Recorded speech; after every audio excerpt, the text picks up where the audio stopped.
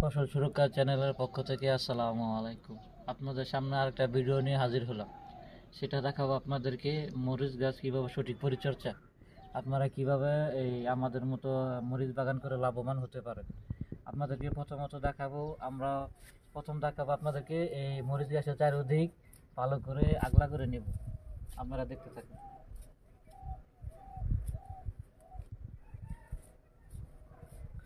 মরিচ গাছের চারিদিকে মাটি আগলা করার পর আমরা এই মরিচ গাছের যে আগাছা আছে এই আগাছা ভালো করে পরিষ্কার করে নিব।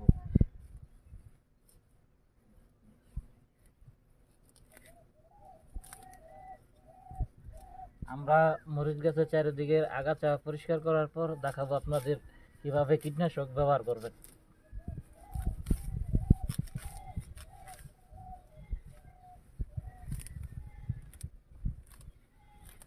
আপনারা প্রথমত এই মরিচ গাছের আগাছা পরিষ্কার করে নেবেন ভালো করে। তারপর আমরা এই যে মাটিটা আগলা করছি সেই মাটিটা এখন চারিদিকে ছড়াই দিব।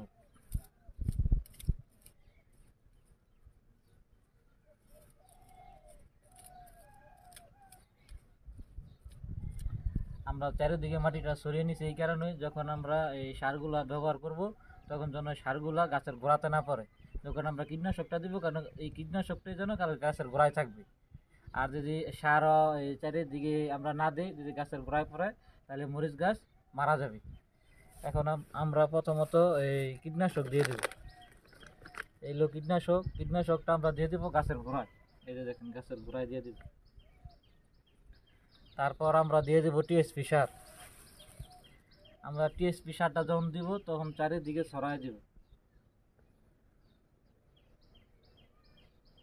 এই টিএসপি সারের উপকারিতা হলো গাছটাকে এই শিকড় বৃদ্ধি করে এবং গাছটা মোটা তাজা করে। এলো টিএসপি সারের উপকারিতা। তারপর আমরা দিয়ে দেবো লবণ সার। এই লবণ সারে কিসের কাজ করে? লবণ সারকে গাছকে বড় করতে সাহায্য করে। এটাই হলো লবণ সারের কাজ। আমরা একটা জিনিস খেয়াল করবো, সার যখন দিব তখন যেন গাছের গোড়াতে না পড়ে। তারপর আমরা দিয়ে দেবো পটাশ। এই পটাশ কিসের কাজ করে? পটাশ কাজ করে হলো মাটির নিচে যে জির পোকামাকড় থাকে এই পুরা পোকামাকড়কে ধ্বংস করে। এটা হলো পটাশের কাজ। তারপর আমরা দিয়ে দিব একটা চামচ ভিটামিন। এই ভিটামিন এই কিসের কাজ করে? ভিটামিনের কাজ করে হলো এই যখন ফল বাড়িব এবং গাছটাকে সুস্থ এবং তরতাজা এরকমের কাজ করে ভিটামিন। এই যে আমরা দিয়ে দেবো ভিটামিন চারিদিকে। তারপর আপনাদেরকে দেখাবো আপনারা এই জৈব সার হিসাবে কী ব্যবহার করবেন।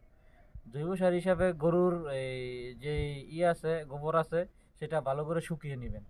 আর যদি আপনারা এই কাঁচা গোবর দেন এই গাছের চারিদিকে তাহলে গাছটা মারা যাবে। এখন এই কাঁচা গোবর আবার গ্যাস থাকে।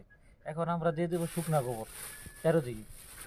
এগুলো শুকনা গোবর আমরা চারিদিকে দিয়ে দিব।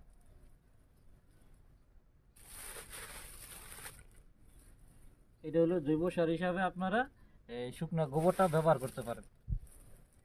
এখন আমরা যে চারিদিকের যে মাটিটা আছে এই মাটিটা সারকে ভালোভাবে ঢেকে দিব। এই যে আমরা ভালোভাবে করে ঢেকে দিচ্ছি।